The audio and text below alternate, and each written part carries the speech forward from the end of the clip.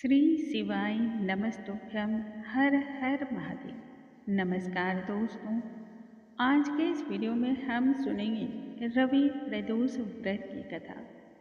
महादेव जी के इस व्रत कथा के श्रवण मात्र से ही गायों को दान करने के बराबर पुण्य फल की प्राप्ति होती है। मनुष्य का जीवन कल्याणप्रद और सुखमय हो जाता है। संपूर्ण विघ्न विनाश का नाश हो जाता है।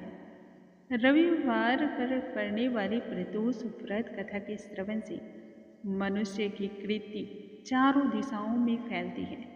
वह कुल के दीप का रोशन करने वाला एकमात्र सितारा माना जाता है। इसलिए प्रत्येक भक्तगण को रवि प्रदोष व्रत की कथा का श्रवण अवश्य ही करना चाहिए। भगवान भोलेनाथ आप सभी की समस्त इच्छाओं को अवश्य ही पूर्ण करेंगे। बस श्रद्धापूर्वक इस कथा का श्रवण करें और पठन करें। आइए भोलेनाथ का ध्यान करते हुए पाठ को हम आरंभ करते हैं। ओम त्र्यंबकं यजामहे सुगंधिं पुष्टिवर्धनम् उर्वारुकमिव बन्धनान् मृत्योर्मुक्षीमामृतात्। जय शिव शंभु, जय भोलेनाथ। एक समय की बात है, लोक कल्याणार्थ भगीरथ के तट पर ऋषि समाज के द्वारा विशाल गोष्ठी का आयोजन किया गया था। इस सभा में व्यास जी के परम प्रिय शिष्य पुराणवेत्ता सूत जी महाराज का आगमन हुआ। सूत जी महाराज उस समय हरि कीर्तन का ध्यान करते हुए यज्ञ स्थल पर पधारे। सूत जी को आते हुए देख करके सौनक आदि 88,000 ऋषियों मुनियों ने उठ करके उन्हें प्रणाम किया। महाज्ञानी सूत जी ने भक्ति भाव से सभी ऋषियों के प्रणाम का हृदय से स्वीकार किया तथा उन्हें आशीर्वाद दिया। जब सूत जी आसन पर विराजमान हो गए, तब सभी शिष्यों ने भी आसन को ग्रहण किया। शौनक आदि ऋषिवर तब पूछने लगे, हे पूज्यवर, हे ऋषिवर, हे महाज्ञानी, कृपया कर यह बताने का कष्ट करें कि रवि प्रदोष व्रत किस प्रकार से किया जाए तथा सर्वप्रथम इस व्रत को किसने किया था। इस व्रत को करने से मनुष्य को कौन से फल की प्राप्ति होती है और मनुष्य का उद्धार किस प्रकार से होता है। तब सूत जी कहने लगे, हे ऋषियों, आप सभी भगवान शिव के परम भक्त हैं। आपकी भक्ति भावना को देखकर मैं आज आपसे एक उत्तम कथा के बारे में बतला रहा हूँ। इस व्रत कथा को ध्यान से श्रवण करो। प्राचीन काल की बात है, एक गांव में अति ही दीन दरिद्र ब्राह्मण निवास किया करता था। उस ब्राह्मण की स्त्री बड़ी ही साध्वी स्त्री थी और वह पति परायण भी थी। वह स्त्री प्रदोष के व्रत को करती थी। उस ब्राह्मण दंपति के एक ही पुत्र था।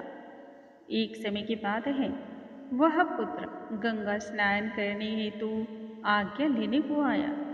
दुर्भाग्य की बात ही थी कि माता पिता ने उसे आज्ञा प्रदान कर दी। पुत्र गंगा स्नान के लिए चल पड़ा। रास्ते में पुत्र को चारों ओर से चोरों ने घेर लिया और वे कहने लगे, हम तुम्हें मार डालेंगे यदि तुम अपने गुप्त धन के विषय में हमें नहीं बतलाओगे। इसलिए यदि प्राणों का दान चाहते हो तो अपने गुप्त धन के विषय में हमें बतला दो। बालक बड़ा ही दीन भाव से तब कहने लगा, हे बंधु, हम अत्यंत ही दुखी और दारिद्र हैं, हमारे पास धन कहाँ पाएगा। तब चोरों ने कहा, यदि धन नहीं है तो तुम्हारे बगल में बंधी इस पोटली में क्या है। तब बालक ने सहने संकोच होते हुए कहा, इस पोटली में मेरी माँ ने मेरे लिए कुछ रोटियां दी हैं। इतना सुनकर चोरों ने अपने साथियों से कहा, हे साथियों, यह तो बड़ा ही दीन और दुखी मनुष्य है, इसलिए हम इसे छोड़ करके किसी और को लूटेंगे। इतना कह करके चोरों ने उस बालक को वहाँ से जाने दिया। बालक वहाँ से चलते चलते एक नगरी में जा पहुँचा। नगरी में एक विशालकाय बरगद का वृक्ष था। बालक थक चुका था, इसलिए उसे बरगद के वृक्ष की छांव में जाकर सो गया। ठीक उसी समय उस नगर के सिपाही चोरों को खोजते हुए बरगद के वृक्ष के पास जा पहुंचे।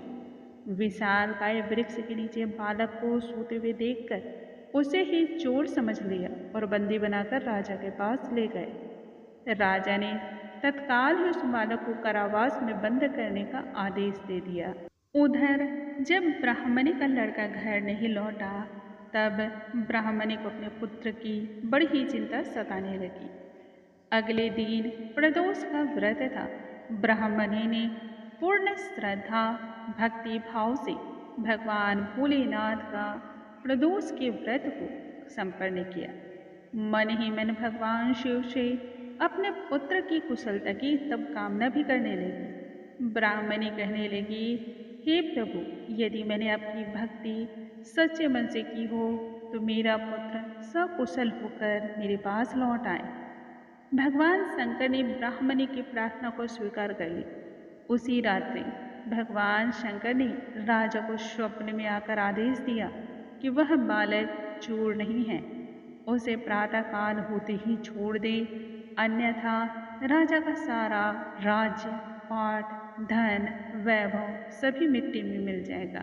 प्रातःकाल उठते ही राजा को रात्रि के स्वप्न की याद हो आई और भगवान शिव की आज्ञा के अनुसार राजा ने उस बालक को कारावास से मुक्त कर दिया। बालक ने तब अपनी सारी कथा राजा को कह सुनाई।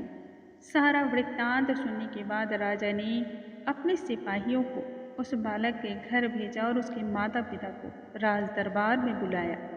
जब माता पिता दरबार में आए तब वह बहुत भयभीत थे और भय से काँप रहे थे। उन्हें लग रहा था न जाने राजा कौन सा दंड देंगे। तब राजा उन्हें भयभीत देखकर कहने लगे, आप भयभीत न हो, आपका बालक तो निर्दोष है और वह सच्चा है। राजा ने इनाम स्वरूप ब्राह्मण दंपति को 5 गांव दिए, जिससे सुखपूर्वक वह अपने जीवन को व्यतीत कर सके। इस प्रकार से ब्राह्मणी के व्रत के प्रभाव से बालक को सकुशल घर लौटने का शुभ अवसर मिला तथा वह जीवन पर्यंत तक वो सभी एक दूसरे के साथ सुखी सुखी जीवन यापन करके अंत समय को भगवान शिव के धाम को वह सभी प्रस्थान कर गए।